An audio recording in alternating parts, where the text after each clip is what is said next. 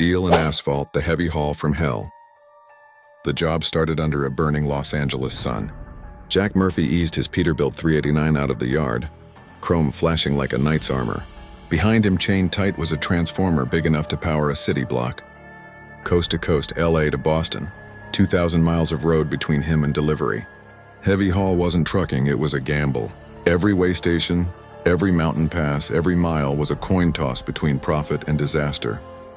Jack knew it, felt it in his gut as he shifted gears and merged east onto the highway. Act Y, the gauntlet.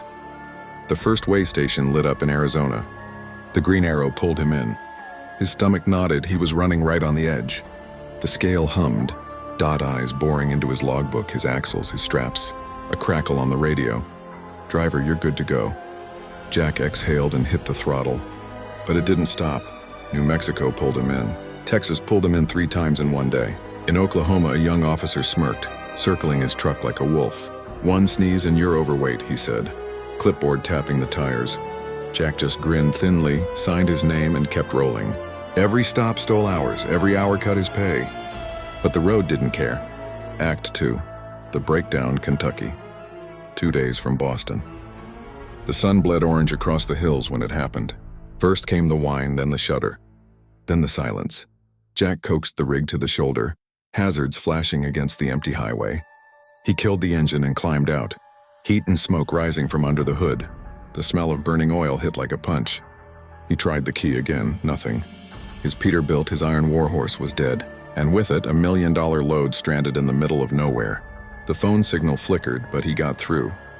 The dispatcher's voice was flat. Nearest shop's 40 miles. Tows on the way. Hours crawled by. Crickets sang. The stars wheeled overhead. Finally, a wrecker arrived, dragging the crippled rig through back roads to a one-light town. A garage buzzing under a single neon sign. The mechanic squinted at the engine. Turbo shot, cracked coolant line too. Parts will take a couple days. Jack's jaw tightened. Time was bleeding out. Act 3. Waiting game one night in the sleeper, listening to trucks roll past without him. Another night in a motel where the wallpaper peeled and the soda machine ate quarters. Out back, kids on bicycles circled the giant transformer like it was a spaceship. Jack bought them sodas, told stories of storms in Wyoming, breakdowns in Montana, and long hauls through Texas nights. But inside, he was chewing nails, watching the clock. When the parts came, he didn't wait. Rolled up his sleeves, worked beside the mechanics, grease streaking his arms. At midnight, the Peterbilt roared alive again. Jack smiled for the first time in days. "Let's finish this," he whispered to the dash. Act 4, the push, the final leg, was a blur. Through Ohio's flat miles, Pennsylvania's rolling hills, New York's rain-slick roads. He ran his logbook tight, stopping only when he had no choice. Boston pulled him like a magnet, the weight on his back grinding into his bones. When the skyline finally rose in the dawn, it felt unreal. At the yard, cranes and hard hats waited. The load was lifted off, his chains coiled, his shoulders finally free. The foreman shook his head. "Heard you broke down in Kentucky. Didn't think you'd make it." Jack smirked, exhaustion etched deep in his eyes. "Road throws what it wants at you. My job's to keep moving." Epilogue. He rolled out light, his truck humming steady now.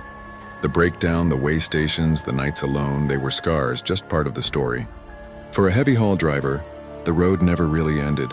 It just waited, silent and endless, daring him to roll the dice again. If you like this kind of information, please like, follow, comment, and share.